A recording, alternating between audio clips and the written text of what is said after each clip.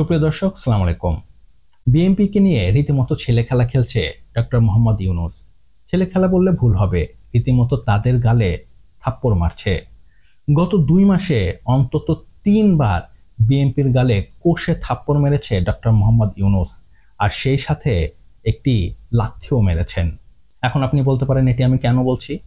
পুরো ঘটনাটি বুঝতে হলে আপনাদের একটু পেছনে ফিরে যেতে হবে গত মাসের মে মাসে। মনে আছে, সেই সময় উচ্চ আদালত থেকে একটি রায় দেওয়া হয় যে ঢাকা দক্ষিণের মেয়র হিসেবে ইশরাক হোসেনের শপথ পড়তে কোনো বাধা নেই। আদালতের এমন রায়কে চ্যালেঞ্জ করে না সিইসি, বরং তারা উল্টো ইশরাক হোসেনের পক্ষে গ্যাজেট প্রকাশ করে। এই অবস্থায় বিএনপি ধরেই নেয় ঢাকা দক্ষিণের মেয়র হতে যাচ্ছে ইশরাক হোসেন। ইশরাক হোসেনও সেই হিসাবে প্রস্তুতি নেওয়া শুরু করে। কিন্তু স্থানীয় সরকার মন্ত্রণালয়ের উপদেষ্টা আসিফ মাহমুদ সজীব ভুঁইয়া গোধরে কোনোভাবেই তিনি ইশরাককে মেয়র হতে দেবেন না, তিনি তাকে শপথ পড়তে দেন না। যার ফলে ক্ষিপ্ত হয়ে পড়ে বিএনপি সরকারের নিরপেক্ষতা নিয়ে প্রশ্ন তোলে। এদিকে ইশরাক হোসেন তার সমর্থকদের নিয়ে ঘিরে ফেলে সিটি কর্পোরেশনের গেটে তালা ঝুলিয়ে দেওয়া হয়। সে সময় বিএনপির বিভিন্ন নেতারা অভিযোগ করে সরকারের 2 তরুণ উপদেষ্টা মাহফুজ আলম ও সজীব ভুঁইয়া পক্ষপাতমূলক আচরণ করছে। তাই তারা এই 2 উপদেষ্টা ও সেই সময় করিডোর নিয়ে বিতর্কিত উপদেষ্টা খলিলুর রহমানের পদত্যাগ দাবি করে বসে। এদিকে ইশরাক হোসেন তার আন্দোলনের গতি আরো বাড়িয়ে দেয়। সে তার দলবল নিয়ে সিটি কর্পোরেশন থেকে যমুনার অভিমুখে রওনা হয় যমুনা ঘেরাও করার জন্য। এ অবস্থায় টালমাটাল সরকার বিএনপির শীর্ষ নেতাদের আলোচনার জন্য ডেকে পাঠায়। আর এই আলোচনার ডাক শুনে বিএনপির নেতারা খুশি হয়ে যায়।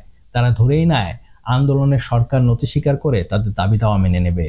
কিন্তু তারা বুঝতেই পারেনি সরকার তাদের জন্য কি সারপ্রাইজ রেখে দিয়েছে।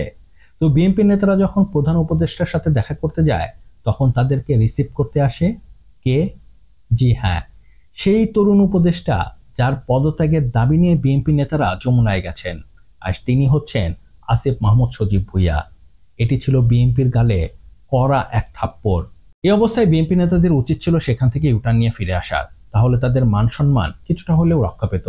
কিন্তু বিএনপি তো বিএনপি, তাদের মনে এই ধরনের অপমান গায়ে লাগে না। তাই তারা প্রধান উপদেষ্টার সাথে মিটিং অব্যাহত রাখে। আর প্রধান উপদেষ্টা তো আর এক চিজ, তিনি মুচকি হাসি দিয়ে বিএনপি নেতাদের চা বিস্কুট খাইয়ে সেখান থেকে বিদায় করে দেন। বিএনপির কোনো দাবি দাওয়াই পূরণ হয় না। আর এর ফল হয় আরো খারাপ, আরো ভয়াবহ। এর পরে যে প্রধান উপদেষ্টা থাপ্পড়টি বিএনপিকে মারে, সেটি বাংলাদেশে না, সুদূর লন্ডনে, তাও আবার বিএনপির ভারপ্রাপ্ত চেয়ারম্যানের গালে। আপনাদের নিশ্চয়ই মনে আছে, গত মাসে প্রধান উপদেষ্টা লন্ডন সফরে যায়। লন্ডন সফরে গিয়ে এক লেজো গোবরে অবস্থায় পড়ে যায় ইউনূস সরকার। কারণ সেখানে আওয়ামী লীগের ব্যাপক প্রতিরোধের মুখে পড়ে তারা। আওয়ামী লীগের এই প্রতিবাদ ও প্রতিরোধ এতটাই তীব্র ছিল যে প্রধান উপদেষ্টার বহর হোটেলের দরজা দিয়ে বের হতে পারছিল না। অনেকটা চুপি চুপি পেছনের দরজা দিয়ে তাদের যাতায়াত করতে হয়।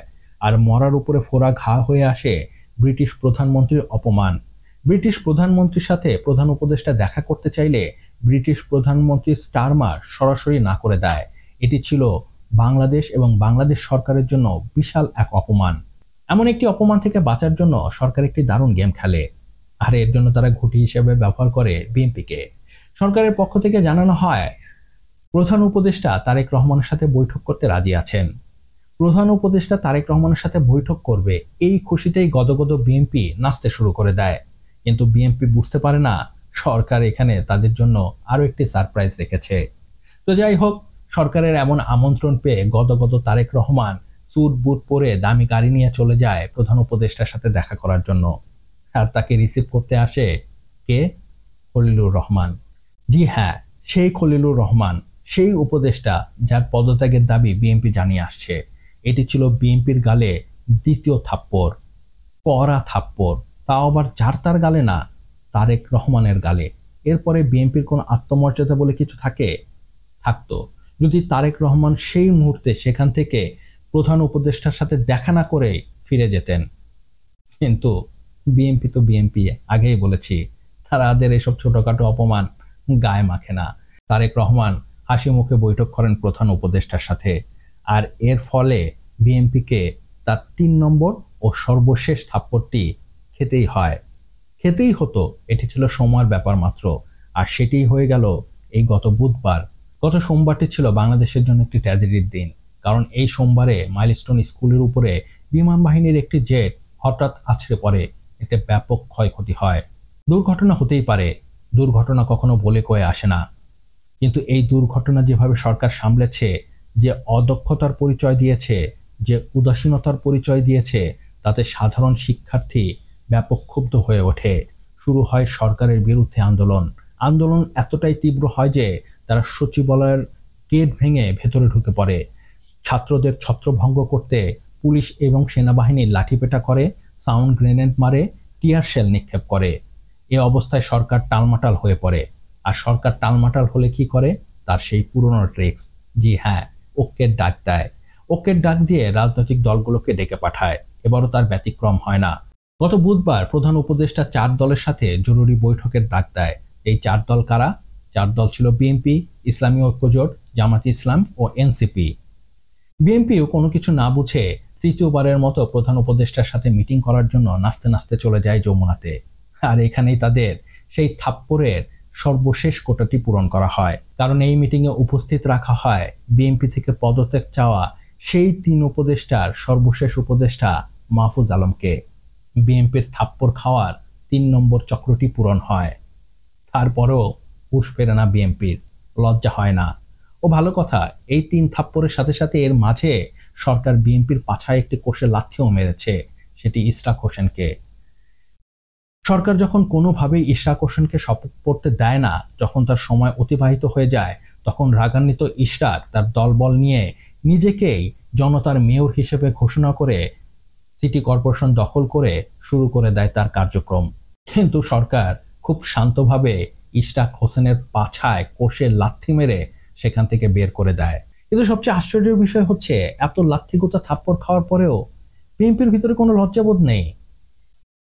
আমার মনে হয় গত 15 বছর আওয়ামী লীগের হাতে কেদানি খেতে খেতে এদের সব লজ্জা হাওয়া হয়ে উড়ে গেছে। তারা নির্লজ্জ বেহায়া হয়ে গেছে। এমন অবস্থা চলতে থাকলে আমি আপনাকে গ্যারান্টি দিয়ে বলছি, বিএনপির অবস্থা হবে আরো ভয়াবহ, আরো খারাপ। তারা যে আগামী দিনে ক্ষমতায় যাওয়ার স্বপ্ন দেখছে না, তার স্বপ্নই থেকে যাবে। আরো ভয়াবহ ব্যাপার হচ্ছে, বিএনপির যত ক্ষতি না হবে তার চেয়ে বেশি ক্ষতি হবে বাংলাদেশের।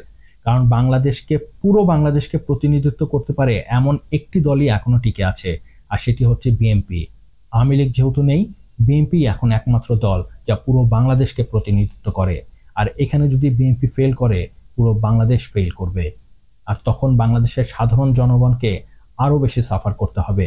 তাই বিএনপিকে আমার ছোট্ট একটি উপদেশ থাকবে, ঘুম ভাঙান, জেগে উঠুন।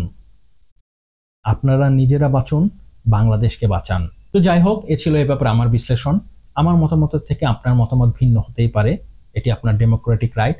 তো এই ব্যাপারে আপনার কি মত, তা আমাকে নিচে কমেন্টস করে জানাতে পারেন। আর হ্যাঁ, ভিডিওটি কেমন লাগলো তাও জানাবেন।